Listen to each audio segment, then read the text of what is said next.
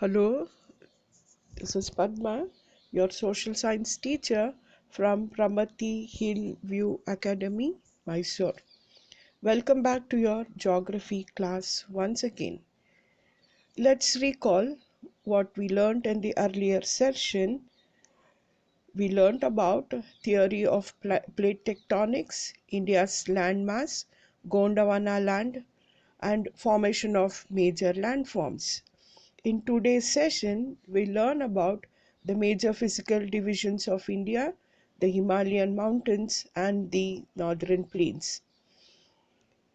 The major physical divisions of India is as follows: the Himalayan Mountains, the Northern Plains, the Peninsular Plateau, the Indian Desert, and the coastal plains. To begin with, we'll learn about the Himalayan Mountains. The Himalayas are geologically young and structurally young fold mountains. They stretch over the northern borders of India. They form an arch covering a distance about 2,400 kilometers. Their width varies from 400 kilometers in Kashmir to 150 kilometers in Arunachal Pradesh. These mountain ranges run in west to east direction from the Indus to the Brahmaputra rivers. The variations in the Himalayas are greater in the eastern half than those in the western half. The Himalayas consist of three parallel ranges in its longitudinal extent. A number of valleys lie between these ranges. Himadri or Inner Himalayas or Greater Himalayas. The northernmost range is known as the Greater or Inner Himalayas or the Himadri. It is the most continuous range of the Himalayas with an average height of 6,000 meters above sea level. It contains all the prominent Himalayan peaks like Mount Everest, Kanchenjunga, Makalu, etc. Kanchenjunga is the highest peak of the Himalayas in India with a height of 8,598 meters above sea level, whereas the highest peak, Mount Everest, is 8,848 meters above sea level, lies in Nepal. Greater Himalayas are snow-covered all the year round. The core of this part is composed of granite. The fold of Greater Himalayas is asymmetrical in nature. Himachal or Lesser Himalayas. This range lies to the south of the Himadri and forms the most rugged mountain system. It is composed of highly compressed rocks with height varying from 3,700 meters to 4,500 meters above sea level. The average width of this range of the Himalayas is 50 kilometers. It is composed of ranges like Pir Panjal, Dandadar, and Mahabharat.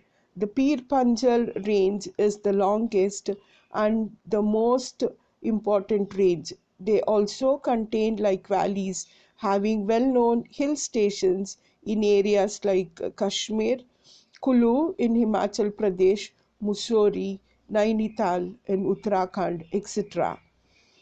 Sivalik range. This is the outermost range of the Himalayas with height varying between 900 meters to 1100 meters above sea level. The average width is 10 to 50 kilometers. They are composed of porous sediments brought down by rivers from the main Himalayan ranges. These valleys are covered with thick gravel and alluvium. The longitudinal valleys lying between the Lesser Himalayas and Sivaliks are known as dunes, with names like Dehradun, Kotli Dune, and Patli Dune. The regional divisions of Himalayas. The Himalayas are divided on the basis of regions from west to east. The demarcation is done by river valleys, that is, the Indus, Sutlej, Kali, and Dihang rivers. Punjab, Kumong, and Assam hills. In the west, the part of the Himalayas lying between Indus and Sutlej has been traditionally known as Punjab Himalaya, but it is also regionally as Kashmir and Himachal Himalayas from west to east, respectively. The part of the Himalayas lying between Sutlej and Kali rivers is known as Kumong Himalayas. The Kali and the Teesta rivers demarcate the Nepal Himalayas, and the part lying between Teesta and Dihang rivers is known as Assam Himalayas. Purvachal or Eastern Range. The Brahmaputra marks the easternmost boundary of the Himalayas. Beyond Dihang Gorge, the range turns south along the northeastern boundary of India. These hills are mostly composed of strong sandstones, which are sedimentary rocks covered with dense forest. They mostly run as parallel ranges and valleys. Here they are called Purvachal and include the Patkai Hills, the Naga Hills, the Manipur Hills, and the Mizo Hills. The Northern Plains.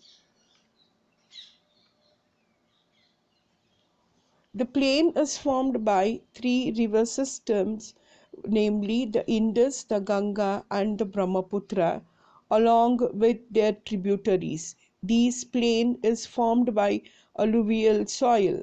The deposition of alluvium in a vast basin lying at the foothills of the Himalayas formed this fertile plain over millions of years. It spreads over an area of 7 lakh square kilometers. These plains are about 2,400 kilometers along long and between 240 and 320 kilometers broad. They are densely populated due to the fertile soil, adequate water supply, favorable climate and terrain. The rivers originate from the northern mountains, slow down due to the gentle slope, which results in the formation of riverine islands. Majoli is the largest inhabited riverine island in the world and lies in the Brahmaputra River. The rivers split into a number of channels in their lower courses due to deposition of silt.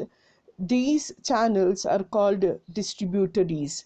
They are common features of river deltas.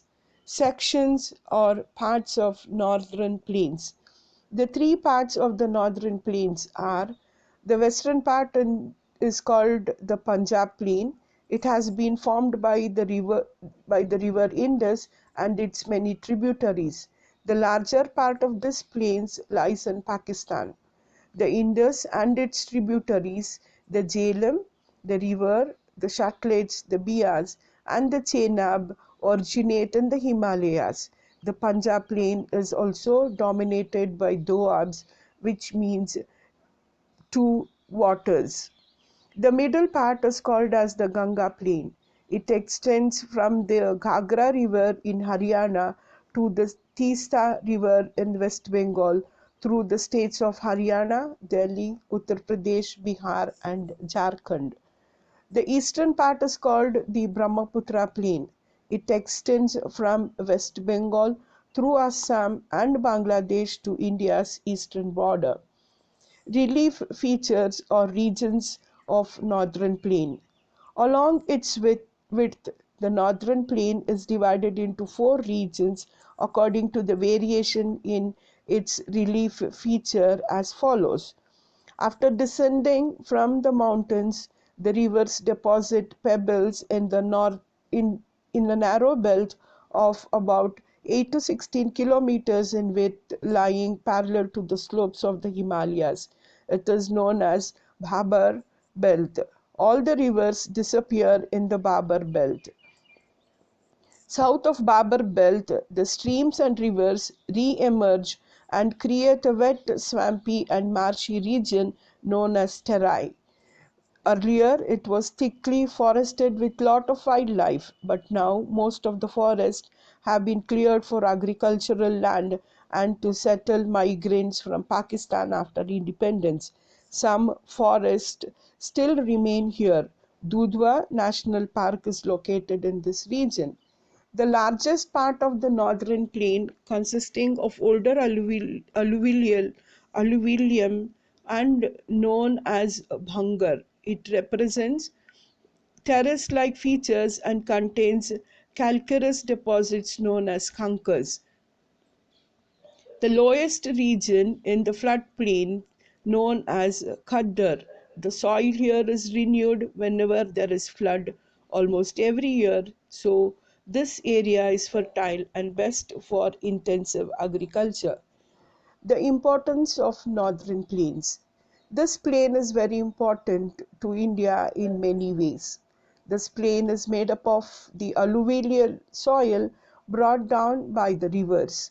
The soil is very fertile and soft. Major crops such as wheat, rice, sugarcane, pulses, oil seeds, and jute are grown here. This plain is the food bowl of India. The land of this plain is soft, level, and flat. Therefore, wells, tube wells, and canals can be dug for irrigation. Due to proper irrigation, it is the largest producer of food grains in the world. These plains get sufficient rainfall.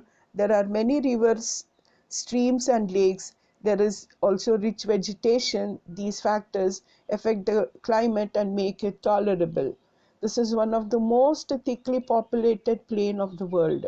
The most thickly populated states of India, Uttar Pradesh and Bihar, lie in this plain. This plain is very important for the economic development of India. The land is being even, the transportation and communication is easy. This plain has a network of railways and roadways. So students, in this session, we learnt about the major physical divisions of India, the Himalayan mountains and the northern plains. See you soon. Thank you.